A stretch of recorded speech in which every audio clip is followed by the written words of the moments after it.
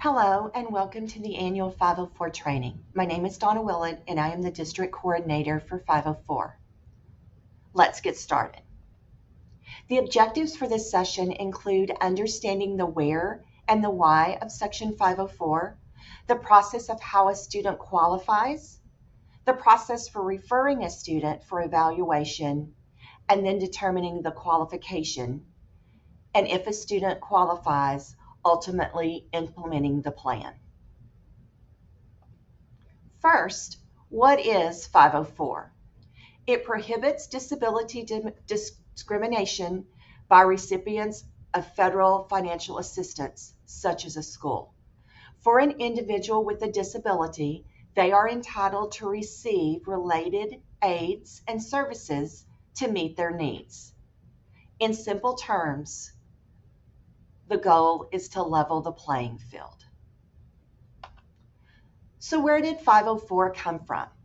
It came from the Rehabilitation Act of 1973, stating it provides protections and ended discrimination against people with disabilities.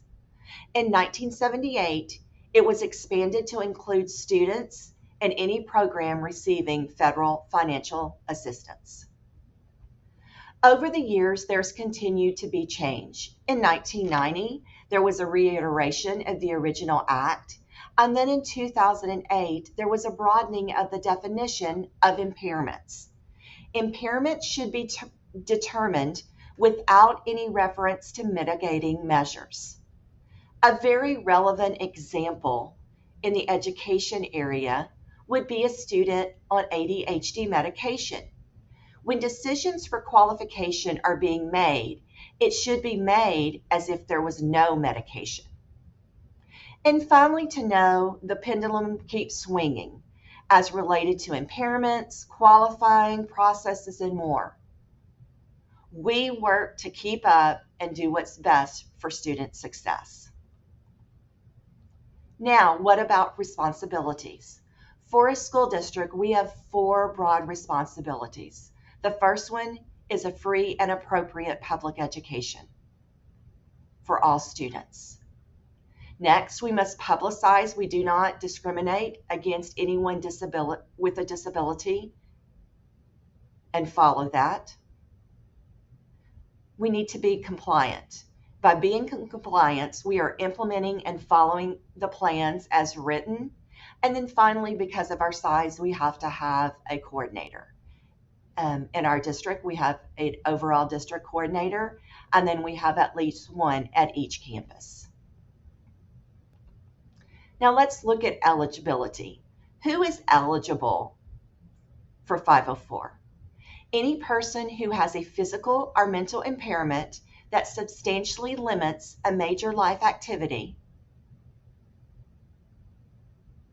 And when the committee is making these decisions, no, it is for an educational purpose. It is not a medical diagnosis. The team determines if the disability substantially limits on a case-by-case basis.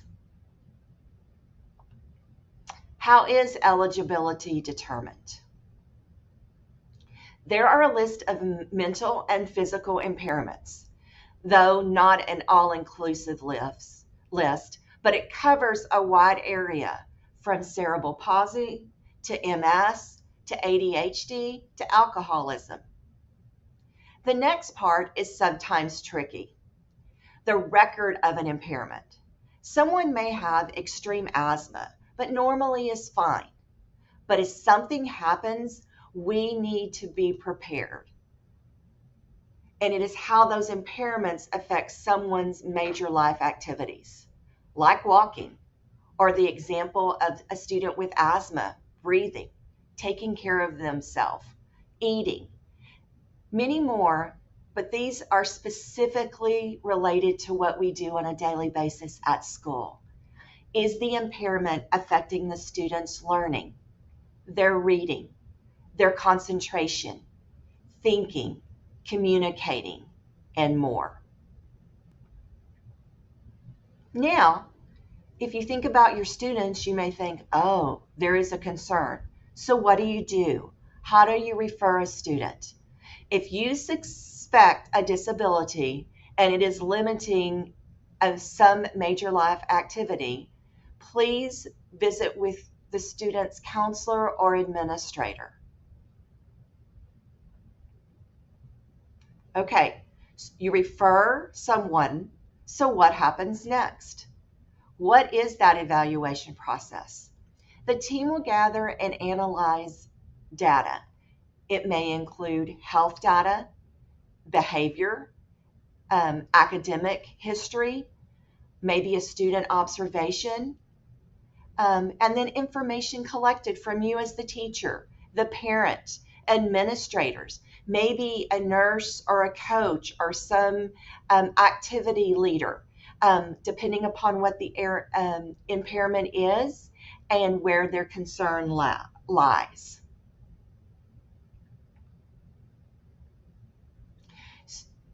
Student referred, data evaluated, and now it's time for the team to make the determination.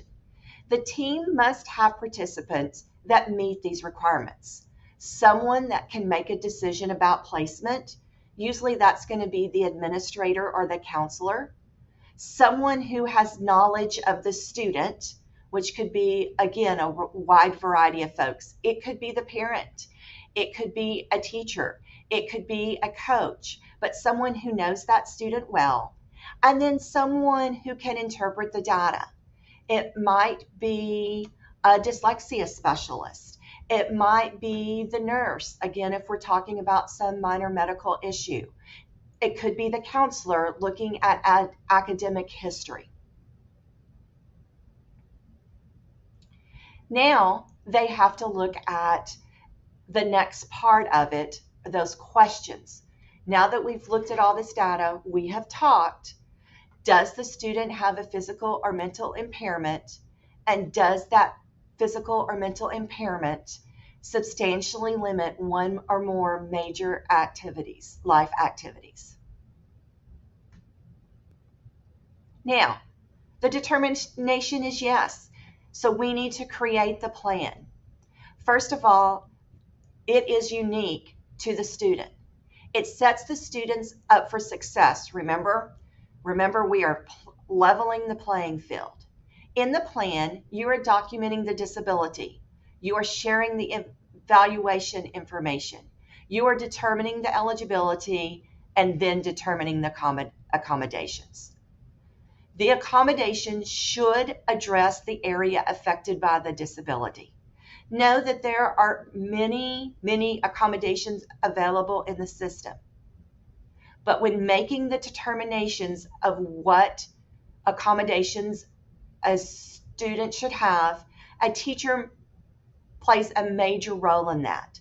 A teacher's input on what is working in the classroom or what does not seem to be working in the classroom. It might be the students themselves. What do they think really helps them the most?